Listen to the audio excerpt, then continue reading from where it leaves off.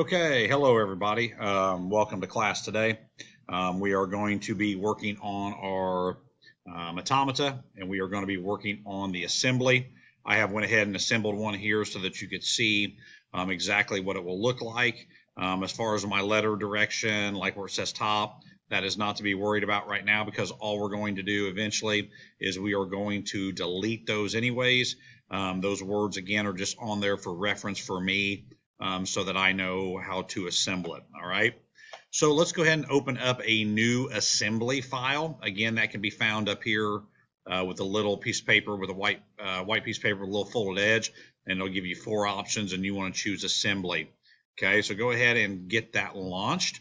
The next thing we want to do is we want to place our components in there. Okay, so there are a lot of options when you go into place the drop-down menu. If you just click the first option, that will get you to where you need to go.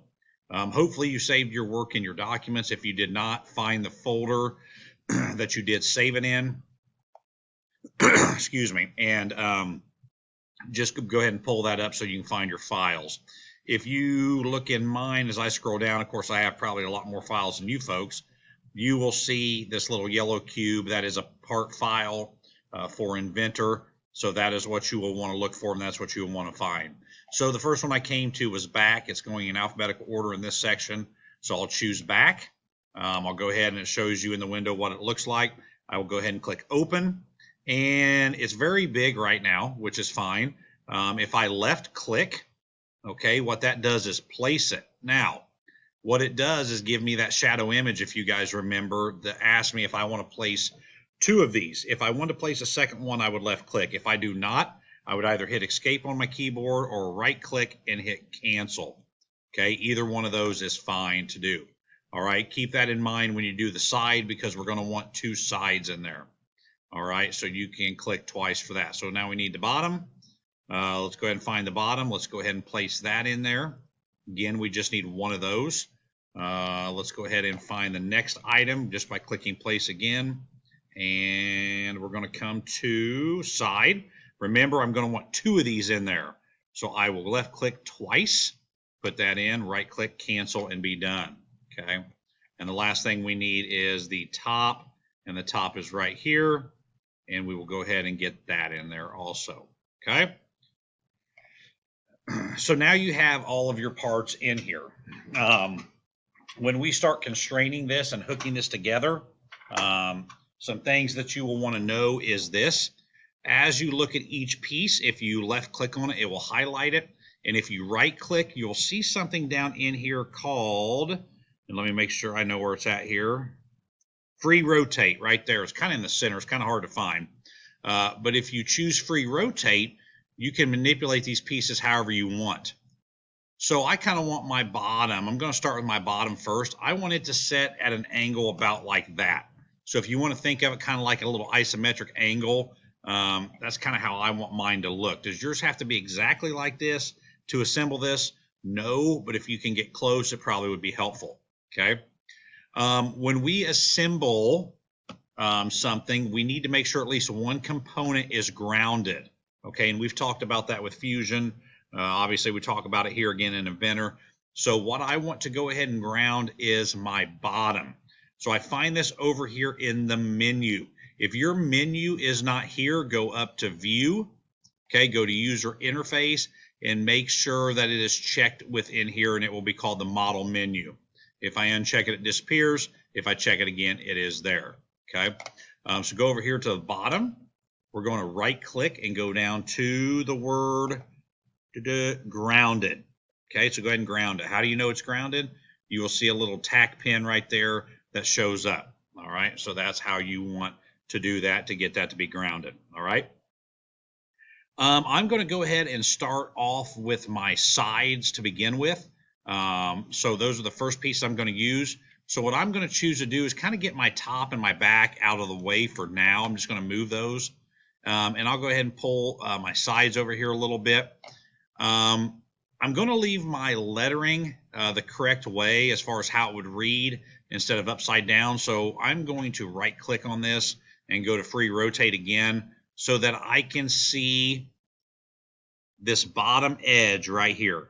Okay, so I can see that bottom edge. Because basically what I want to do is I want to, in a sense, glue this edge to the top of this bottom piece. Okay, so that's what I want to be able to see. Now, whether this goes on the inside or outside, that choice is completely up to you.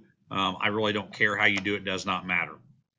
So under the Assemble tab, if you go to Constrain, all right, and you click on this face right here. Now, I like to zoom in because I don't want to click on the edge of it. I want to click on the whole face. And how do you know it's the whole face?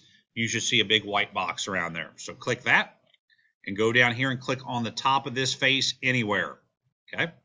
Now, as always, you guys are going to think this looks funny. Go ahead and still click Apply because there's several steps to get this to go on there correctly. Okay. The next thing I want to do is I want to choose this flush button. Okay. Flush means to make two things even. So I want to make this face even with this. Okay. Go ahead and hit Apply. Okay. It's looking a lot better already. And the last thing you notice is I have a gap up here that should not work. So I want to flush this one with this face and hit Apply. Okay. So that is your first side on your box. All right. So let's go over. Let's do the second one. Remember, I'm going to right click. I'm going to free rotate this to where I can see the bottom. I'm going to go ahead and I'm going to click Constrain. I'm going to choose the bottom of this with the top of this. I'm going to hit Apply. I'm going to flush this face with this side. I'm going to hit Apply. And I'm going to also flush this with this. Okay. Hit Apply. All right. So now we have our two sides on. So let's hit the home view. Let's see what it's looking like. Okay. Looking good so far. All right. The next thing we want to do is the back. Okay. So what I want to do on this one is I actually want to click this view cube and I want to spin this around so that I know where the back is at. Now, I'm going to free rotate again because we need to see the bottom as always. So I'm going to rotate mine about like that is fine. I'm going to constrain and I'm going to do the same things that I've done. Okay, click the bottom, click the top, go ahead and hit Apply. Okay. Let's go ahead and flush. Now I'm going to spin it one more time. I'm going to flush this back here with this face right here. Okay. Go ahead and click Apply. All right. Now we have a little gap in here. All right. So how are we going to fix that little gap? All right. How are we going to fix that little gap? Here's what I would do. I would pull this off. Okay. And how would I pull it off? I just simply drug it off. I would click Constrain. Let's go ahead and glue. And you got to be careful here because you want to click the right thing. This face with, and I'm just going to start turning very slightly so I don't lose this here, with this inside face right here. Boom. Okay. Hit Apply. All right. So now let's click the home button. Now see what we got so far. So now we've got a bottom, a back, and two sides. All right. So let's go ahead and do the last piece of this. All right. I'm going to free rotate this. This time I'm not going to be clicking on an edge. I'm going to be clicking on a face. So I want to see the whole bottom face right here. All right. So I want to go ahead and click Constrain. I want to go ahead and click this right here. Now, the next thing I want to click is one of these edges. It really doesn't matter which edge you choose. I shouldn't say edges. I meant to say face. You want to click one of these faces. So I'm going to click this face. Okay. I'm going to click Apply. As always, we're going to flush. I'm going to rotate this one turn. We're going to flush this with this face. Okay. So that starts turning it in the correct direction. And then lastly, you guys can guess what we're going to do. We're going to flush this face with this. Okay. Hit the home button. Now you have an assembled Automata cube. Okay. Just some things to think about as you're doing this. Just remember, take your time. Remember, use the free rotate button. That is your friend. If you would happen to mess up, no big deal. Oops, guess what? I forgot to click there. Forgot to click Apply. Don't forget to do that. I just messed up. Always click apply, always click apply, always click apply. Okay, now back to what I was saying. If you mess up, there is a back button back here. If you mess up one step, you can go back. If you mess up a couple steps, you can go back there. But it's kind of helpful at times because sometimes you just need to go back and redo something very quickly. So that's what you need to do. Let's go ahead and hit File. Let's go ahead and hit Save As. And let's go ahead and save this as the Automata Assembled for now. Okay. Or Assembly or something along those lines to save it to your documents. Okay, remember with what we talked about last class, you are never to delete any of the part files. You will need those, okay? You will need those. Next video you will see we will be putting holes in the side so that we can start getting those ready and move to the holes in the top so that we can also get those all the way through so you can start seeing this thing come together, all right? As always, any questions, seek out friends, seek out myself. Good luck on this. Pause as much as you like. And hopefully it goes well for you and you have a fully assembled Automata box by the time you leave class. Thanks. See you guys.